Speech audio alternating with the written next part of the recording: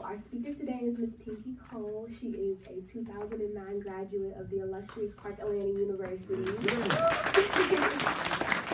And I know that you all are, you have to be familiar with her at this point. If you are not, you must be living under a rock. I know you guys have seen the bright yellow and red truck everywhere, as well as her new brick and mortar.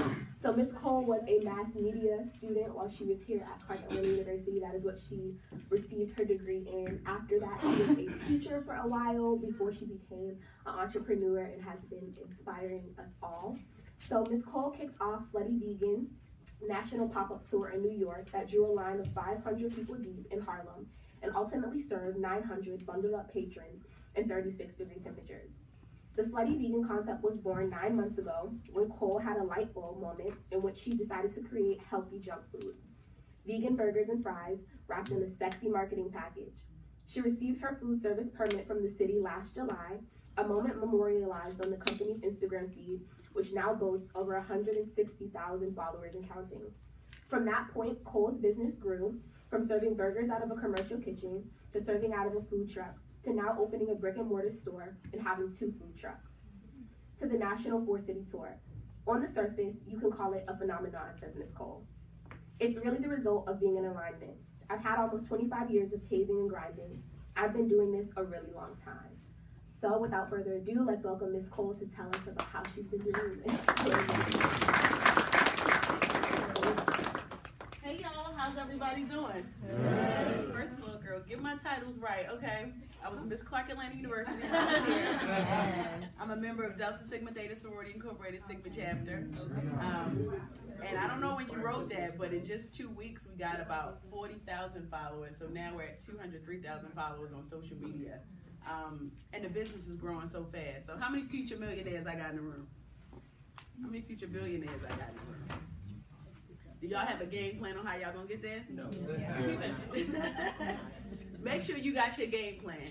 What you're looking at is somebody who didn't have the game plan, but I was just in alignment, right? So 7 months ago, let me take you all the way back. So I come from Baltimore, Maryland. Anybody from Baltimore? Oh, okay. I come from Baltimore City. The day that I was born, my father did 20 years in prison.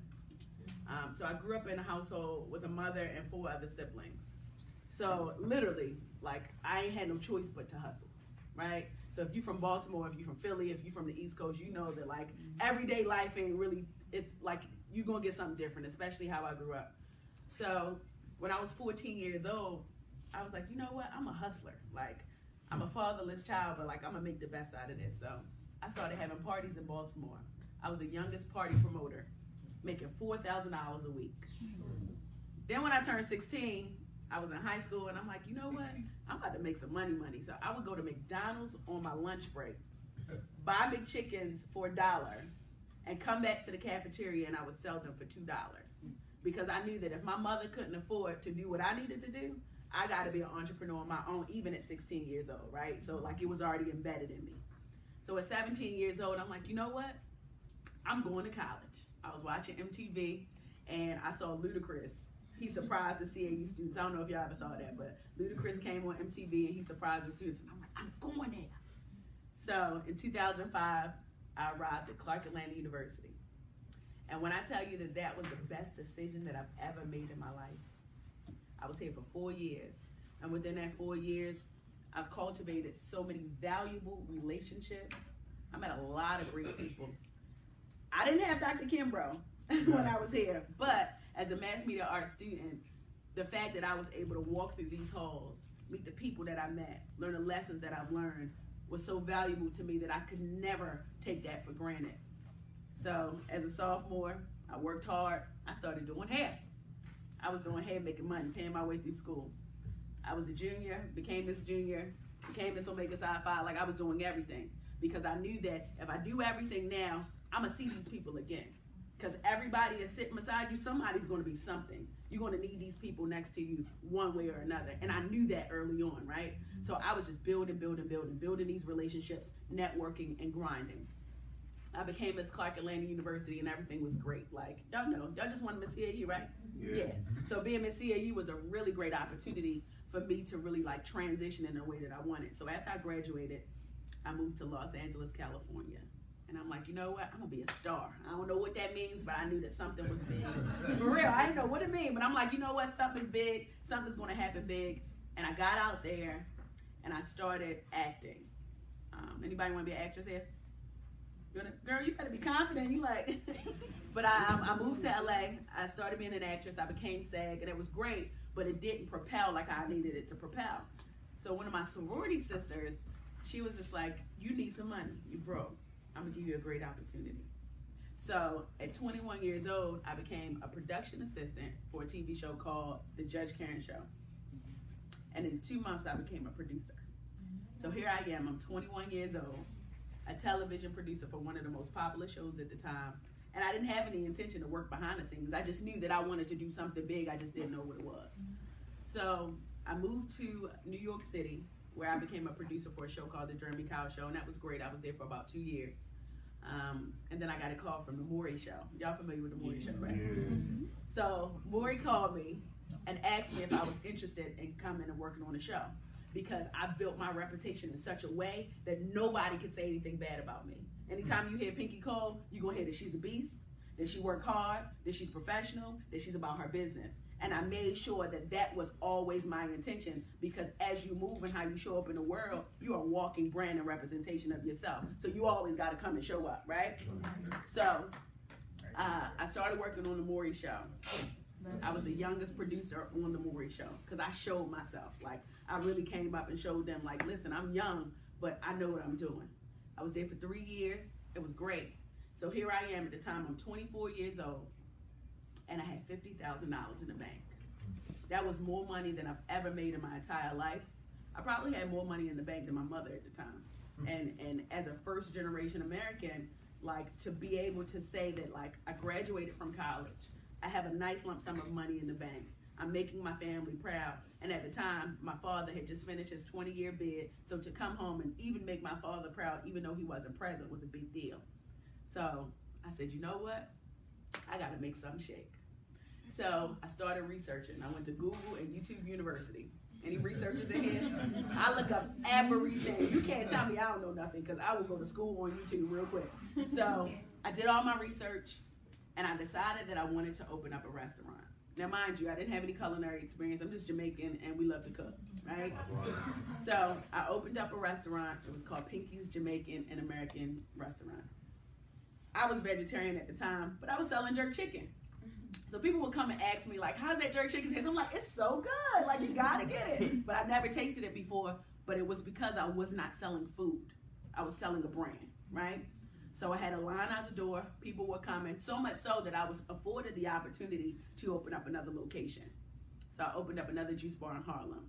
So Harlem was popping for me. I was making a lot of money. Money coming in from the left, money coming in from the right. Then I'm having parties. I'm Clark Atlanta University. I'm having these Clark Atlanta reunion parties. Like, I'm just doing so well.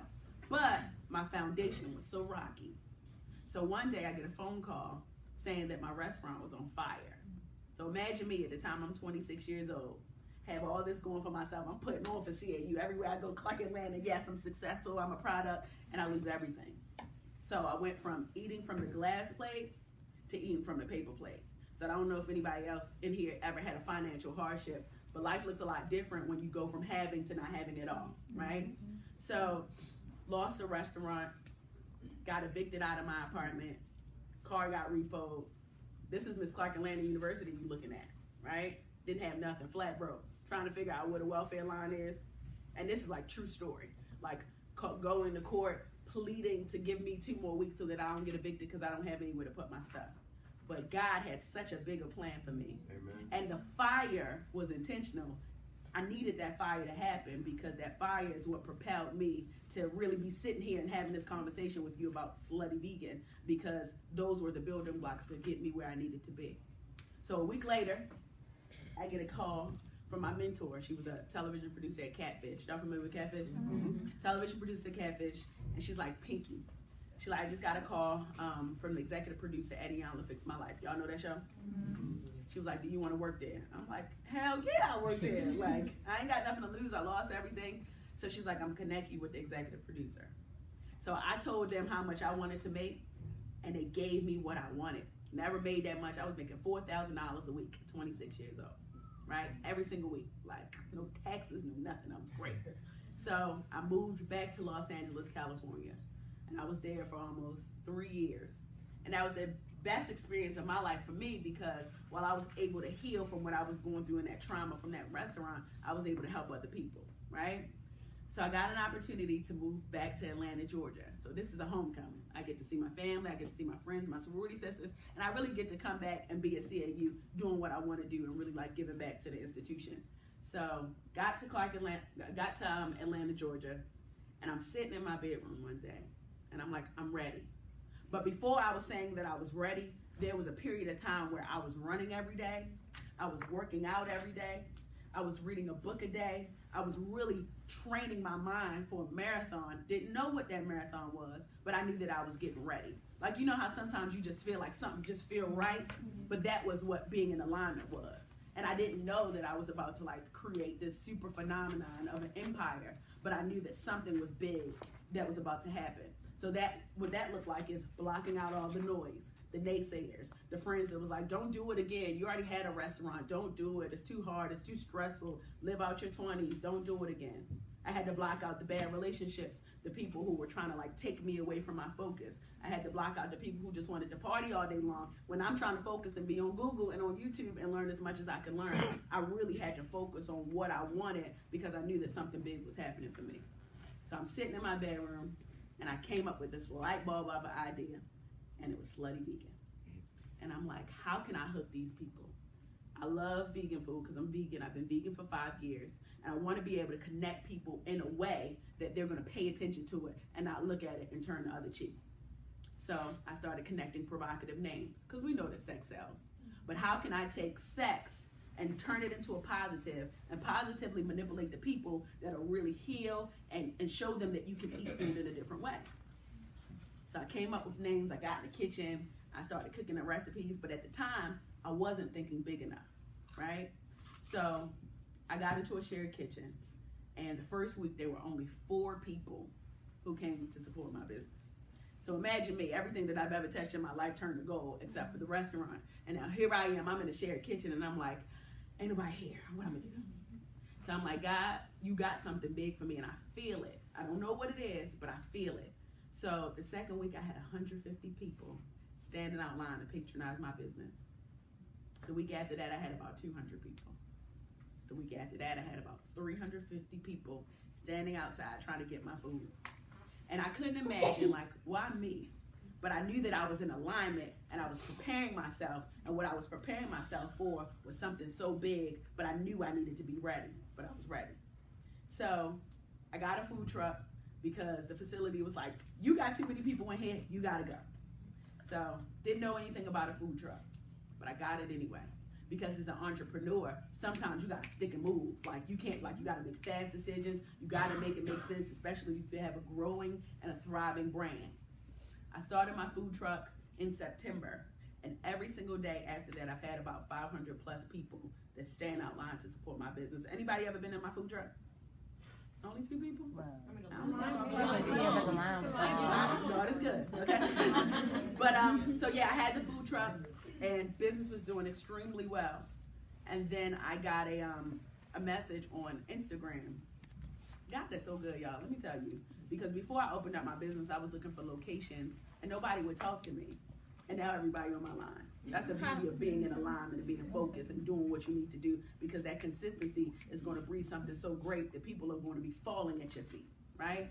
So I got a location off of Instagram, and on January 13th, I opened up my first brick and mortar. The first day that I opened up my restaurant, there were 1,200 people standing outside to patronize my business. 1,200 people. Thank you. This is a business class, so do the math. 1,200 times $15. That's a lot of coin, right? That's a tuition, right? So when I saw 1,200 people standing outside to patronize my business, I said, okay, I got something here. So I have a great opportunity. I can either fumble this ball, or I can take this and really take it to the 50-yard line and really like make it grow. And that's what I did. So every single day, I get up in the morning as an entrepreneur, and I focus on my goals and I set an intention for myself and I open the doors to my business, and I get about 700 customers every single day who patiently stand in line to support the Slutty Vegan brand, something that started in a 2-bedroom, something from a girl who's from East Baltimore, who grew up in a single-family household, who didn't have much, but who was a hustler and grinded, who came to Clark Atlanta University and maximized off of every opportunity. That means being involved on campus. That means, let me tell y'all something, I was popular, okay?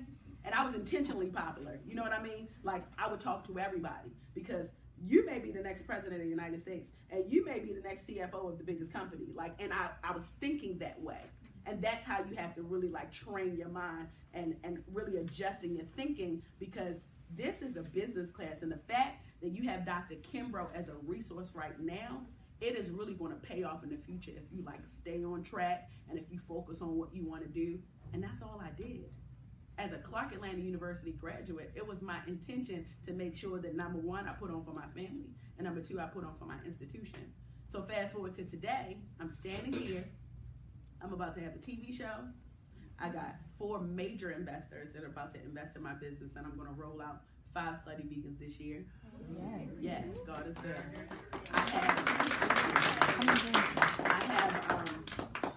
I bottled my sauce. So my sauce is going to be bottled and it'll be on shelves this year. I also have, it's so much going on with Slutty Vegan, but it all started from a dream that really never died and really grew in a way that like, it was bigger than me. So sitting here in front of y'all, when they came up here, when everybody came up here to accept these words, I wanted to cry. Because I'm like, y'all really don't realize how much of a great opportunity y'all have. Every time I come on campus, I'm like, what you doing on campus? Are you involved? Have you met people? Like, be intentional in everything that you do. Like, Dr. Kimbrough is such a gem, y'all. Like, literally, like, he out here in these streets, okay? Like, everybody knows, anybody who's anybody knows Dr. Kimbrough and knows, like, how valuable he is as it relates to business. So y'all, as freshmen, have a great opportunity to really, like, utilize him and really be involved on campus. Anybody involved already? What are you involved in? I was on the Royal Court, NAACP, Collegiate 100, and Oh, you good. Who else? What are you involved in? Orientation guy. Okay, I was an OG. What about you? I'm looking at you. Oh, me? Oh, I was just in the ACHC. Okay, so you need to be in more stuff because you want to be an actress, right? Yeah, so you got to get your face out there. Do a pageant or two. You know what I'm saying? I was a finalist in one, but then I stopped, so So you got to do it again. Because I'm telling y'all, who y'all are now, people will never forget it. Like the people that when I was a freshman, let me tell you what I did. I had a name tag. I swear to God. Anybody know who Chris Clark is? No? Oh, y'all too young. But anyway, so I would literally speak to everybody. I ain't shy. I ain't scared of nothing. And you got to have that mentality because literally the people that you're meeting and connecting with right now, you're going to meet them again. Unfortunately, I didn't have an internship. Like, I didn't do that. That wasn't my thing because I'm like, I ain't working for nobody. But everybody is different. But like, utilize all of these resources that you have because they'll pay off. I just went on a 6-city tour and had 1,000 people at each one of them. All because I talked to people, all because I utilized my resources. And it's funny because I looked at the flyer, and what the flyer says, traditional, business, casual, right? Everybody who want to be an entrepreneur here, you do what you want when you pop, and I got a sweatshirt on and some jeans and some sneakers. And I didn't have to walk in here with business casual because I'm an entrepreneur and I'm intentional about what I want. Does that make sense? So for everybody that's in here, I know that y'all want to be entrepreneurs. I know that there's things that you want to do, like really make sure that you have like your stuff in place. Because at the time, I wasn't thinking big enough. I never in a million years imagined that Slutty Vegan would be what it is.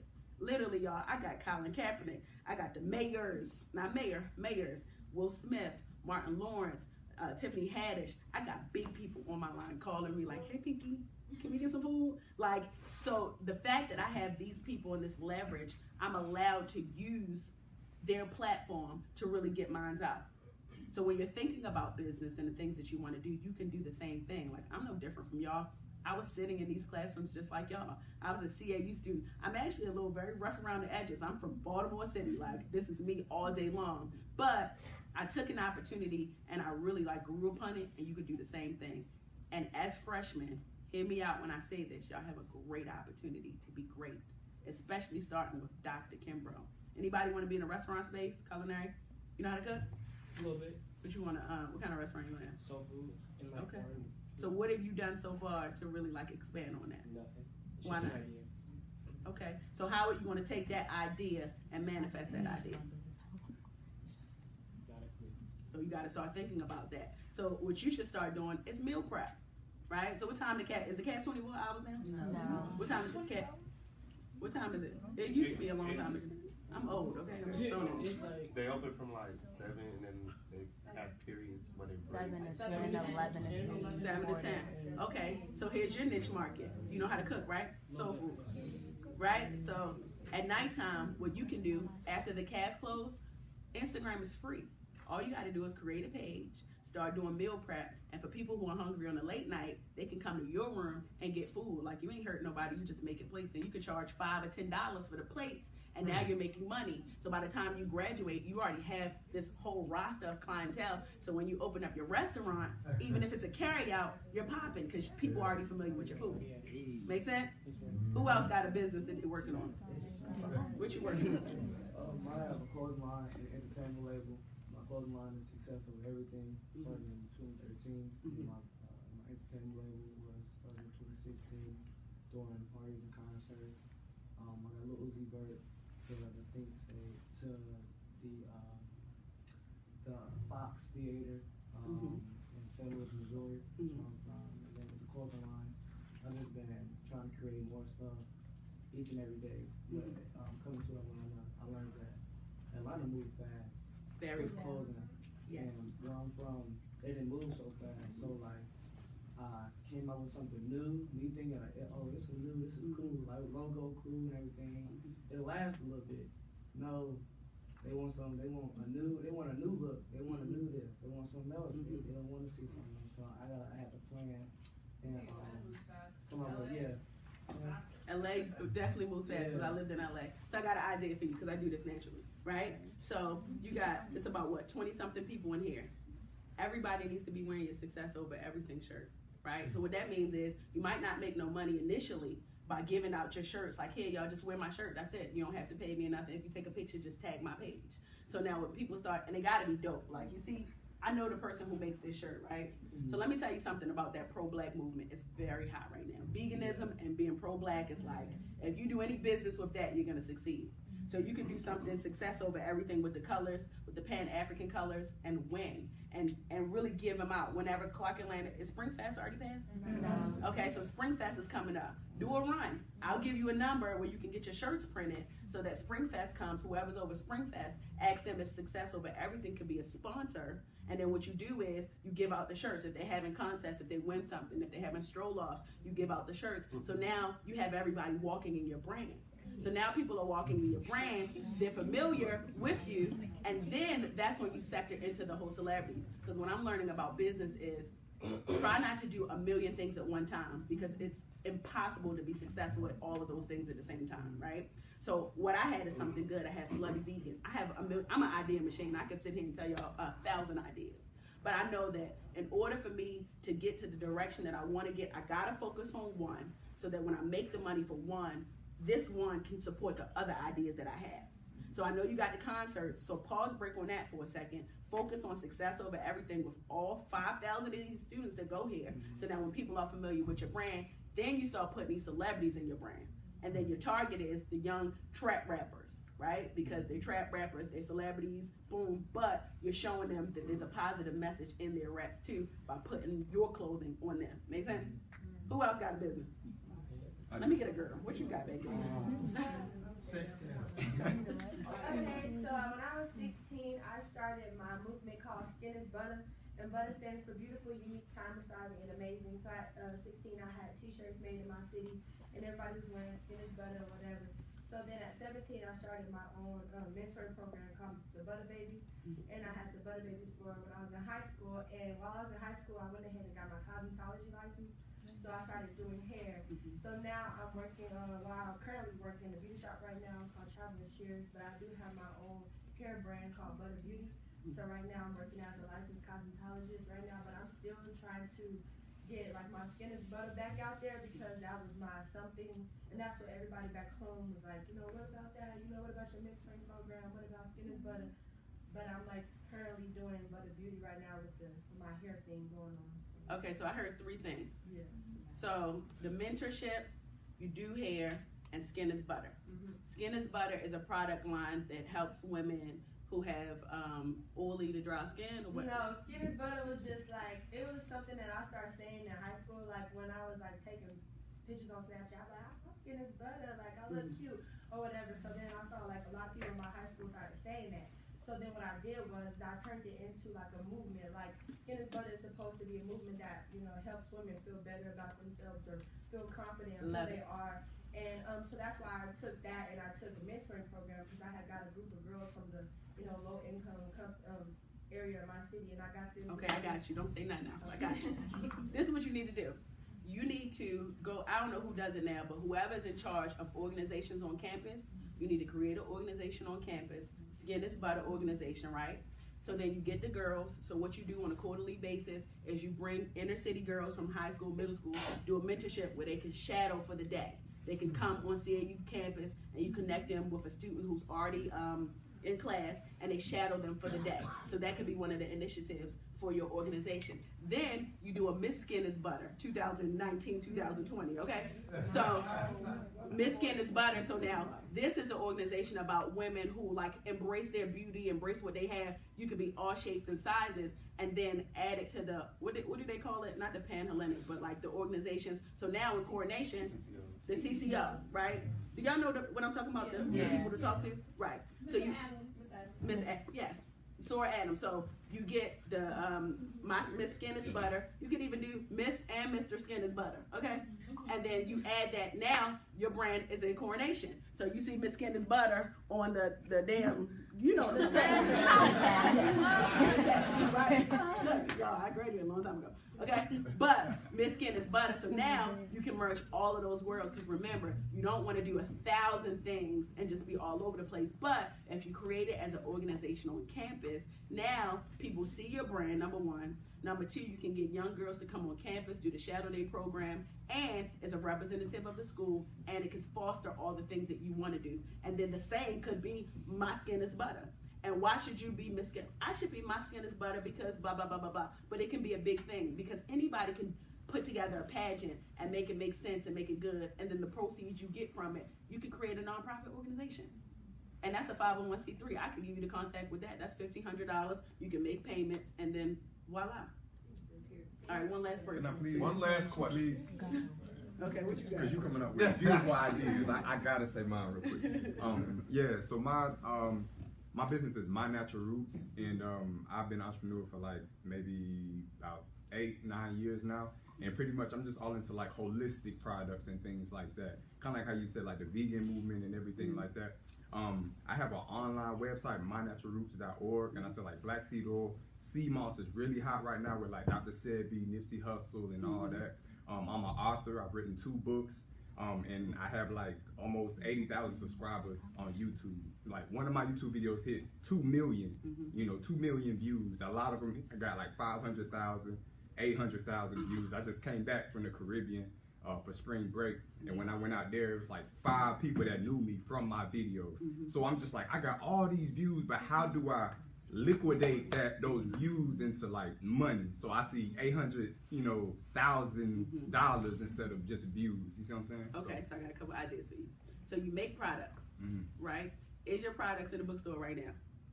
No. Okay, so your product. My book is not in the bookstore. So your book can be in the bookstore, because are you a student here? Yes. Okay, you're a student at Clark Atlanta University. If you have a book, get the ISB, is it what it is? ISBN. Get your ISBN. And speak to whoever's over the bookstore. I know that they just merged and shifted. But if you're a student here at Clark Atlanta University, there's no reason why your book can't be in the bookstore. That's number one. You should also create an organization on campus. And what you do is, because I'm in like that conscious world, so you can get Polite, Pharaoh, like get all of these people, these conscious leaders to come on campus, and you're the person that's bringing them on campus, and people got to pay $10, because you'd be surprised. There are a lot of conscious young people that are at these institutions. That's that Pan-African movement, right? So now you bringing these leaders to have debates on campus. So you have, like, do anybody watch that online? Like, that's reality TV for me. Like, conscious debates is like the truth. Like, you know what I'm talking about? Like, they in the streets of Harlem, like, debating on, like, Islam and God and blah, blah, blah, blah. So you can start putting those events together, and you can start on campus, charge $10 to come in. You get at least 200 people. You're making money every time that you have one of those events. And at the end of the event, guess what book is being purchased? Your book, because people can buy your book at the end. But now you got these influential leaders, and now you're networking with these people so that when you decide to branch outside of CAU, you can have your events outside. And now you can open it to the public. You can even do that now, but you can open it to the public. But you can really make money doing what you do. Start with the bookstore. Like, the resources are here. Like, you can sell your product, the CMOS and all that stuff. I went into that CAU bookstore, and no shade, and I'm just like, boo. Like, it ain't nothing in here. You know what I'm saying? But if you put your product, if it's your sea moss, your black seed oil, and then you put your book in there and then start having these events where people can come. If you bring Polite, you know who Brother Polite is? Of course. Yeah. If you bring Brother Polite here, I will be front and center. I will help you put that one together. Like, I will be front and center, and people will pay to see him if they're in that conscious element, in that conscious world. Because again, veganism and Pan-Africanism is so popular right now, and you can really make a lucrative income doing that. Make sense? Yes. Okay. All right, thank you. I can't like, look, you gotta go. Come on, give it up. If anybody else has like an idea or something they want to run it by me, just shoot me a DM on my personal page, Pinky907. I love to do this free of charge. Pinky907. You're gonna get hit up 50 million times online, man. Come on, we couldn't even afford this type of consultation. Just to rehash, number one, you need a game plan. Yes. You need a game plan. Entrepreneur at 16, college at 17, CAU at 2005. Best decision of your life. Best decision of my life. You're a walking representation of your brand. Keep your brand strong. Try not to do a million things at once. You've got to focus. Yes. Pinky, we owe you big time, and this is a small down payment of what you are really worth. So please stay in contact, and wow, child, I love you so much. TAs, any closing comments? These are your children. This is it. All right, you got your career development plan. It's due April 30th. Email it to me. Some of you still owe me your resume on resume paper. Oh, wait, Dr. Kimbrough, sorry. Yeah. I'm hiring, so if anybody need a job. Wow. So send your resume to sluttyveganatl@gmail.com. We're looking for toppers, big energy. Don't DM me or email me if you're boring. Now, they think I'm crazy. What do you look for on a resume? So it's funny because what I look for is a lot different. I'm looking for, one, how long you've been at a job. I'm looking for the leadership in that job, because I only like leaders. If you're a follower, don't talk to me. Yep. And I look for people, especially in the restaurant space. If you have some restaurant experience, but if you don't have that, just leadership. Yep. And like what you've done on campus. Y'all are freshmen. So if you've done a lot on campus, 9 times out of 10, you take initiative. Like you step in and like you don't ask, you don't wait for somebody to give you direction. You actually go in and do it yourself. That's what I look for on the resume. Yeah. That's it, ladies and gentlemen. Coming up here and meet Miss Pinky. Oh, adios. It's a wrap. You can print the business cards up now.